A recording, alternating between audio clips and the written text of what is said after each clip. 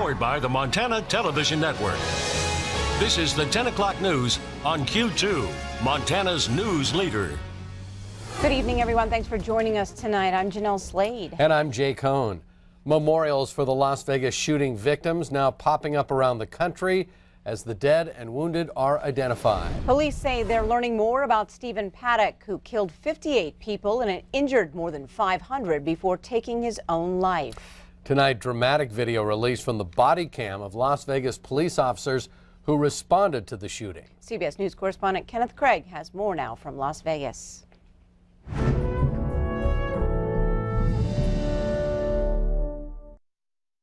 they're shooting right at us, guys. Everybody stay down. Police body cam video shows the moments after the shooting started and what officers did to protect concert goers. Hey, go back! Go back! Everybody get down, get down, get down, get down. Police eventually made their way into the hotel suite where they discovered Stephen Paddock dead on the floor, surrounded by spent ammunition.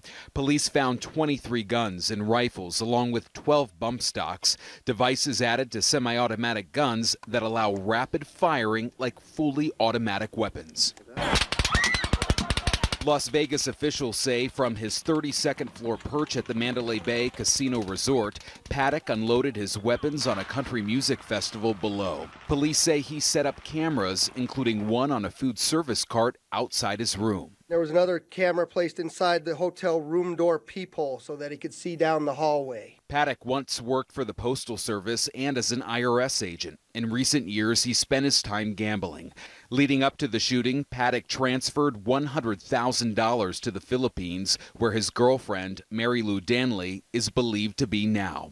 Police say she is a person of interest and that the FBI is bringing her back to the U.S. on Wednesday. Officials are analyzing Paddock's computer and cell phone and also reviewing surveillance video. Here at the crime scene, they're picking through what concert goers left behind. At a memorial along the Las Vegas Strip, people left flowers and embraced. I'm so fortunate that I made it out. Because it was surreal. President Trump will visit Las Vegas Wednesday. Kenneth Craig, CBS News, Las Vegas. And police are looking into reports that Paddock was gambling more than $10,000 a day before the shooting and that he may have considered an earlier attack at another music festival. And they also believe that he had just recently bought some of his weapons. In other news tonight, the Billings man who admitted stabbing, beating, and running over a Glasgow woman on New Year's Eve now headed to prison for the murder. 29-year-old Jay Witkowski was sentenced Monday in Valley County District Court to 80 years in prison for the murder of Evelyn Garcia. A witness found Garcia laying on the road in Glasgow on New Year's Eve. Garcia was a passenger in the vehicle with Witkowski before he stabbed her repeatedly, beat her with a tire iron, and then ran her over with the car. Garcia died 3 days later. Witkowski's mother testified. She said she can only explain his horrific actions by the fact that he uses methamphetamine. Now, Witkowski is also facing charges for a violent jailbreak attempt last month. Authorities say he and another inmate assaulted a female guard and attempted to break out. This November, residents will decide between two candidates who are vying to become the next mayor of Billings. Bill Cole and Jeff Esmond both sat down for a nearly 90-minute discussion tonight. And both talked about what they hope to accomplish by the time they're up for re-election. Number one, I would like to restore a better sense of public safety in this community. The number two, I would like that inner belt loop be completed. And finally, I would like to, as I said, bond half of the money from the park assessment fees so that we can create a connected trail system. If we can create and take some real steps to creating a community that is exciting, that attracts those young people, that has that vibrant downtown, that has invested in its recreational infrastructure, its trails and its parks, then that would be a great foundation for the Billings of the future. Now you can watch that discussion in its entirety right now at ktvq.com. Well, although last night's snowstorm missed Billings, much of north central Montana took a direct hit. Some locations along the Montana High Line got more than a foot of snow, snapping tree limbs and power lines. Tonight, We're told that thousands of residents are still without power. More than 2 feet fell on the Rocky Boy Indian Reservation, where officials were forced to declare a state of emergency. MTN's Josh Menning shows us more. This is the situation all around Havre. Widespread catastrophic tree branch damage. It has knocked out power. It is weighing on power lines. Actually, as we stand here and talk to you right now, I can hear branches starting to creak over to our west here. This is the scene all around town. The side streets in Havre are covered in several inches of thick slush. Most people staying inside because conditions are dangerous, with the high winds causing tree branches to constantly fall. Oh, there went one right on their roof. That whole tree is completely snapped. On the Rocky Boys Reservation, the situation isn't any better, with the Chippewa Cree tribe declaring a state of emergency. Basically, everything's at a standstill.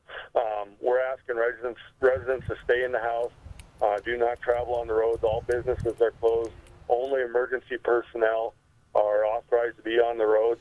With 6 to 10 foot deep snowdrifts throughout the reservation and temps expected to go up later in the week, flooding is also a concern. Josh Menning, MTN News. Thank you, Josh. A few moments ago, I spoke with Butch Larkham, spokesman for Northwestern Energy. He tells me as of this hour, between 3,500 to 4,000 Northwestern customers are still without power. This morning, that number was more than 9,000, so they're making some progress. Larkham says Northwestern lost more than 200 power poles that snapped in the storm. He says that number likely could double before all the power is restored and they get to all the remote locations. Larkham says they hope to have nearly all customers back in power by this time tomorrow night.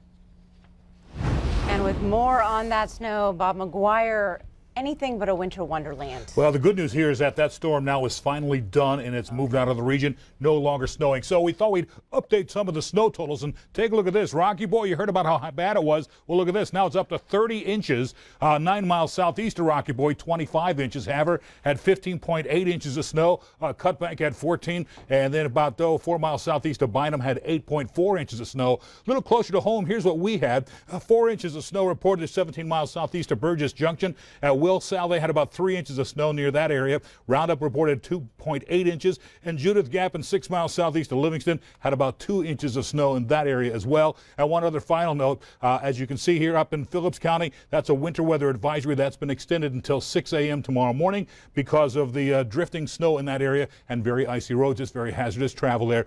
So we also have a freeze warning in the Cody and Worland area in the Bighorn Basin tonight. Very chilly temperatures like we will have here. We'll have more of that coming your way in a few more minutes. All right, thanks, Bob.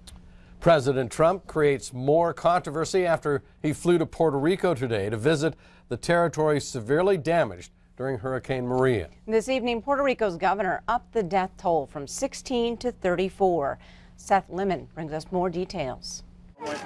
President Trump toured the destruction in Puerto Rico and talked about the U.S. response to Hurricane Maria. I hate to tell you, Puerto Rico, but you've thrown our budget a little out of whack, because we've spent a lot of money on Puerto Rico, and that's fine. We've saved a lot of lives. He said Puerto Rico should be proud of its low death toll in comparison to New Orleans after Hurricane Katrina, which he called a real catastrophe. You can be very proud of all of your people, all of our people working together. The president did meet with the mayor of San Juan, who he chastised after she asked for more help last week. Nearly 2 weeks after Maria hit, 95% of the island remains without electricity, and food and fresh water are in short supply in many areas. In response, the U.S. has deployed 12,000 federal aid workers, and 70% of the island's gas stations are back up and running. Later, the president met with sailors and Marines, assisting with disaster relief. Seth Lemon for CBS News, the White House. President Trump also met with Kenneth Mapp, the governor of the U.S. Virgin Islands. Those are the islands that also sustained a lot of damage during both Hurricanes Maria and Irma. Still to come on tonight's 10 o'clock news, what impact will state budget cuts have on the mentally ill in our community? We'll take a closer look. Plus, later, complete strangers became heroes in seconds. We'll hear from some of the survivors of the Las Vegas massacre. And in sports, rivalry night in both soccer and volleyball, Scott shows us how they finish. You're watching MTN News with Jay Cohn. and Jeanelle Slade. Storm Tracker weather with Bob McGuire. And sports with Scott Green.